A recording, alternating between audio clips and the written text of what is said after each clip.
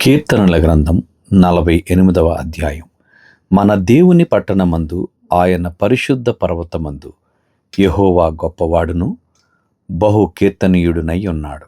ఉత్తర దిక్కున మహారాజు పట్టణమైన సియోను పర్వతము రమ్యమైన ఎత్తుగల చోట నుంచబడి సర్వభూమికి సంతోషకరముగా నున్నది.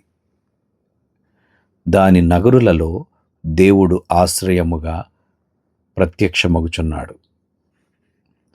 రాజులు కూడిరి, వారు ఏకముగా కూడి వచ్చిరి. వారు దాన్ని చూచిన వెంటనే ఆశ్చర్యపడిరి, భ్రమపడి త్వరగా వెళ్ళిపోయిరి. వారచ్చట నుండగా వణుకును ప్రసవించు స్త్రీ వేదనయు వారికి పట్టెను. తూర్పు గాలిని లేపి తర్షీషు ఓడలను నీవు పగలగొట్టుచున్నావు. సైన్యములకు అధిపతియగు యెహోవా పట్టణమునందు, మన దేవుని పట్టణమునందు మనము వినినట్టుగానే జరుగుట మనము చూచియున్నాము. దేవుడు నిత్యముగా దానిని స్థిరపరచియున్నాడు. దేవా, మేము నీ ఆలయమునందు నీ కృపను ధ్యానించితిమి. దేవా, నీ నామము ఎంత గొప్పదో, నీ కీర్తియు భూదిగంతముల వరకు అంత గొప్పది. నీ కుడి చెయ్యి నీతితో నిండి ఉన్నది.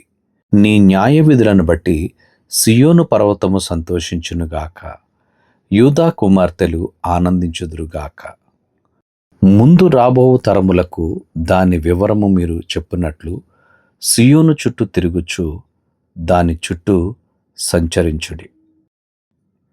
దాని బురుజులను లెక్కించుడి, దాని ప్రాకారములను నిదానించి చూడుడి. దాని నగరులలో సంచరించి వాటిని చూడుడి.